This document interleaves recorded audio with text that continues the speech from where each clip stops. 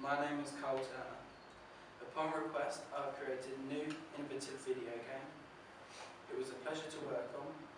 I will use this PowerPoint to explain the process I went through when creating the video game, the ideas that sprung to mind, and the mentality I used throughout the creation process. I thoroughly enjoyed working on this high-quality game. Research, questionnaires and results. Throughout the research stage, I broke it down into 3 sections: audience research, market research and production research. Throughout this process, I gathered much primary and secondary data. I started with audience research. I used a questionnaire to find out what my target audience, aged 15 to 24, what they preferred within video games. The questionnaire was a great method to collect quantitative and qualitative data. However, there were a couple of drawbacks, which was silly answers on the questionnaires, which did show a lot about my target audience. I have 2 example questionnaires here if you would like to look at them. In total, I questionnaire 10 males and 2 females. The most popular hobby was listening to music, followed by gaming. The most popular film genre was action, and the most popular game genre was action-adventure. Among those that played action-adventure games, Grand Theft Auto 5 was the most popular. Most preferred complex storylines, and most preferred to be set in realistic environments. So when I came to creating my game, I know that I'll have a complex storyline and that it will be set in a realistic environment. Vox Pops. Another method I used to gather data was Vox Pops.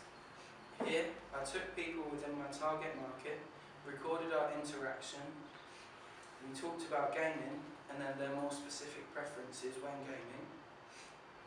I found this very useful as it helped me gather a lot of data. However, there is a disadvantage, which was it was hard to hear on the recordings when we played it back because we recorded in a close environment with others recording as well.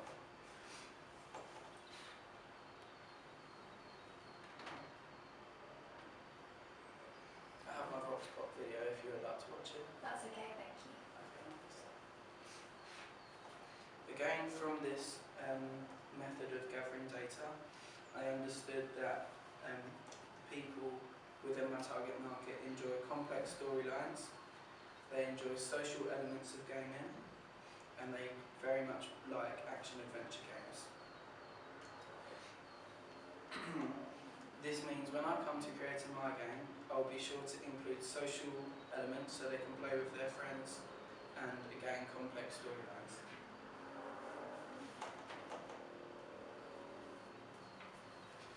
Interviews and their results. Much like the Vox Pops, I recorded my interaction between me and the person I was interviewing. We had a more in-depth conversation about their personal preferences when gaming, which allowed me to understand what people like. This method was effective and successful because I interviewed 3 people and I got varied results. However, they were very beneficial to me. Again, action-adventure was the preferred genre. However, I did find out that people like plot twists, the storyline and multimedia, social elements of gaming is what they enjoy most. And again, they like complex storylines. However, they prefer if they unwind throughout the game. This means when I come to creating my game, again, I will make sure to include social elements and especially plot twists to make sure they keep excited and passionate towards the game. Here is an example of one of my graphs that I made after I collected my data. As you can see, the people on the side and the subjects down the bottom. This one in specific was about the interests and hobbies of their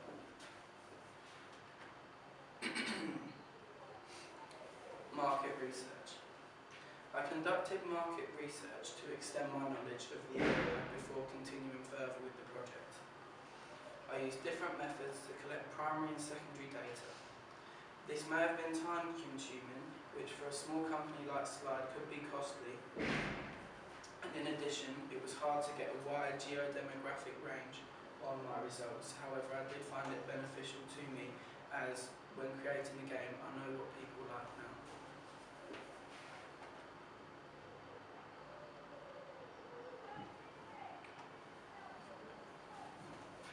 The competitor analysis was one of the market research methods that I used. I looked at other games, used their gameplay, and then analysed them and compared them between each other. Most of the games incorporated many multimedia features. However, some were laggy, and this was quite stressful being the gamer. So when I come to creating mine, I will try and make it as less laggy as I can. Overall, throughout all the games that I tested in the competitor analysis, all the graphics had very high standards, therefore I must include this in my game.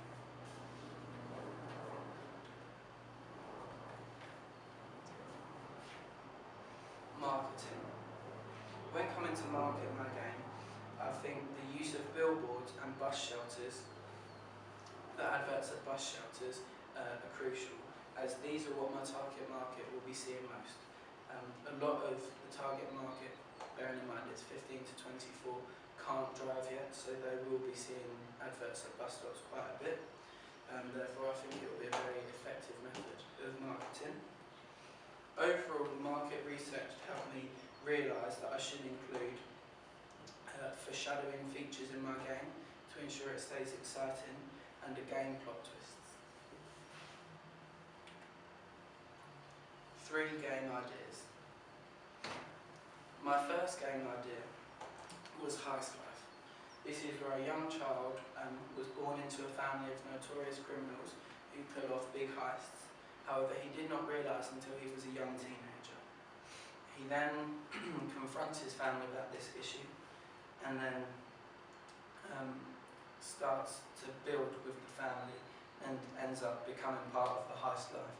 And then they pull off multiple heists throughout the game. My second game idea was Final Resort. This is where the protagonist's partner gets cancer, and the doctors tell him there's nothing they can do about it. So then the protagonist must look for a solution. He goes off the grid to find different methods and chemicals that he can use to create his own cure to cancer. However, the police are aware of this situation and are trying to stop him. My final idea was Rogue Spy. This is where the protagonist's best friend dies within the force, and the protagonist is quite sure that the government have something to do with it.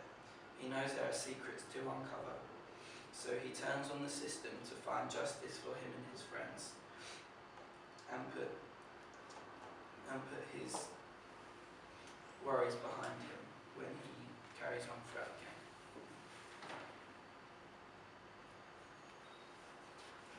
Planning. My first method of planning I used was mind maps. I use these to find inspiration and also get some organisation within this creative stage. I had quite a lot of ideas running through my head, so mind maps really helped me just get them all on paper and decide which ones were good or not. Secondly, I had initial sketches. These were quick ideas that I had of what I might want the characters to look like within the game. And then thirdly, I created character profiles, which for me was where the characters really came to life, because it was more, we were making a person rather than just an image of a person. We got to describe why they were wearing what they were and what they might use it for. Throughout this process, I could have improved it by asking for some audience feedback on the initial sketches before creating the character profiles, so I know that they like the character that I created for them. Here's an example of my character profile initial sketch.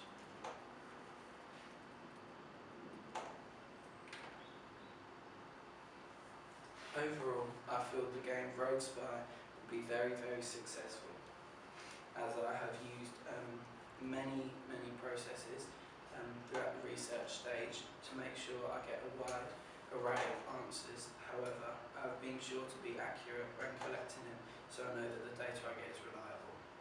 Thank you for your time. Thank you, Karl. Can I just ask you a couple of questions? Yeah, of course you can.